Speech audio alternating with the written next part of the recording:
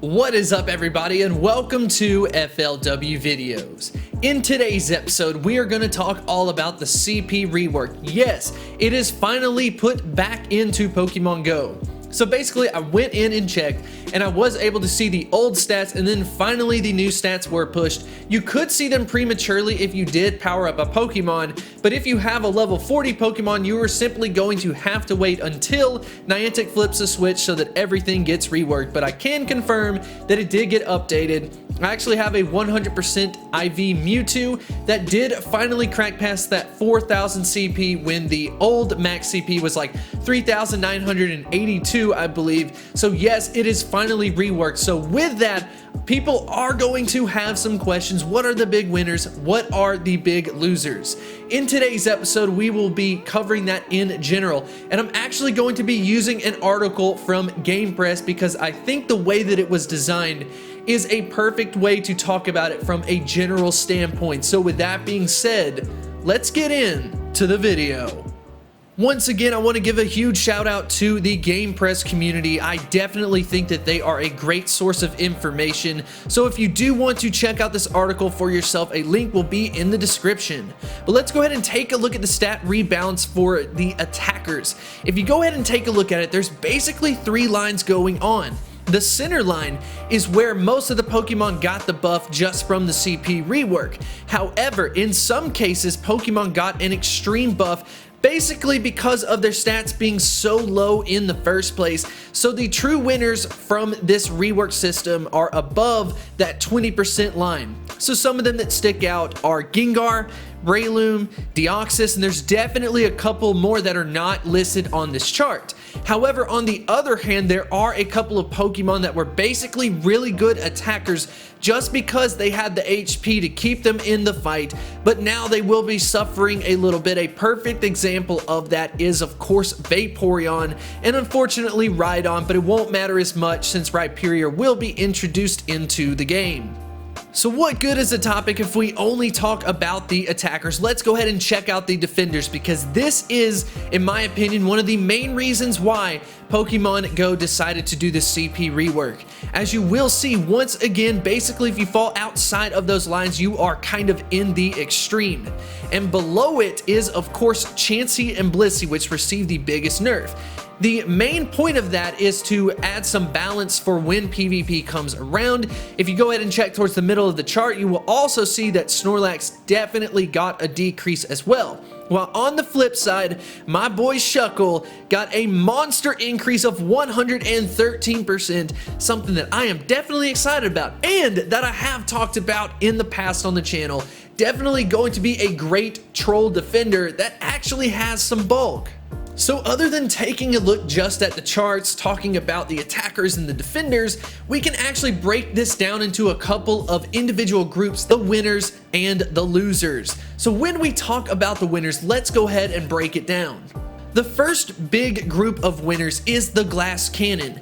This is the Gengars of the Pokemon Go community, and as you will also see, Banette, Absol, and Cacturne are mentioned. There are quite a few more that fit into this. For instance, Deoxys is a great example. But Glass Cannons need to rejoice because they now have the HP buff necessary to put them in the fight and not necessarily be taken out as quickly.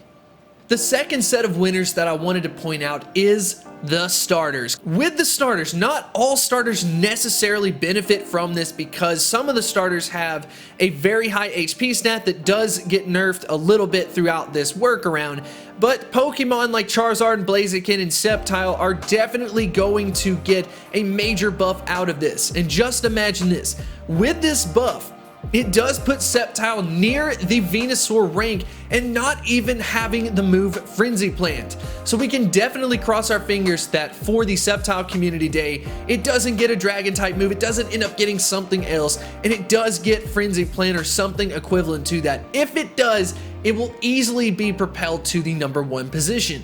But don't worry, the starters aren't the only winners out of this entire CP rework. The next group that I wanted to talk about is, of course, the Elite Dragons. So out of the Elite Dragons, there are Pokemon that come to mind such as Salamence and Dragonite.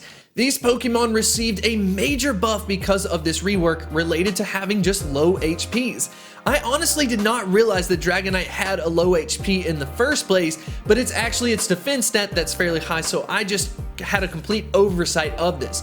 So because of this, that means that some non-legendaries are going to move up in their relevancy, and at the same time, the #1 spot from the dragon typing Rayquaza will also get a boost and is definitely well needed because for the most part, it's kind of the glass cannon of the good dragon type Pokemon.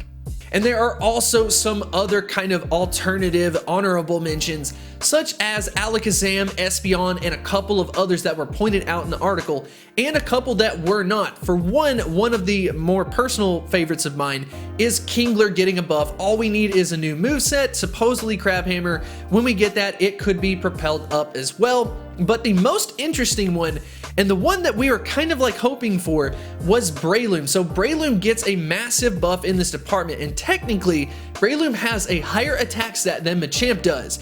And because of that, that means that it could theoretically outperform Machamp with this new CP rework. And in some cases, it is able to do it. So we now have a second option as opposed to just using some Machamps. So now that we have talked about just the winners in general, let's go ahead and talk about the losers. So when we talk about the losers, we actually mentioned it a little bit earlier in the episode. The whole Blissey family is definitely a loser in this department, as well as Snorlax and Slacking, but to be honest, they're still going to be one of the best defenders that you can have. They're just not going to be quite as good as what they used to. There are some other Pokemon that did receive a nerf that you may not know as much about. It's going to be a little bit more of a subtle one, is Hariyama and Entei. These two Pokemon are once again a case of only being relevant for the fact that their HP stats are absolutely insane. But these Pokemon received a nerf, and because of that, and not necessarily having the highest attack stat, they're definitely getting outclassed. Hariyama getting outclassed by Machamp and Breloom, and then on the other end, Entei getting outclassed by Moltres by a longer degree now that we have this CP rework. I figured we might as well go ahead and end on a question of the day. What is a Pokemon that you are most excited about in the CP rework? For myself, one, it's going to be Mewtwo passing that 4,000 CP mark, and then secondly, as far as challenges and stuff go, probably Gengar and Ditto being raised up, but I definitely want to know what you have to say in the comments section below. If you did enjoy this type of content, be sure to like and subscribe, and I will see you next time. I've got an urge to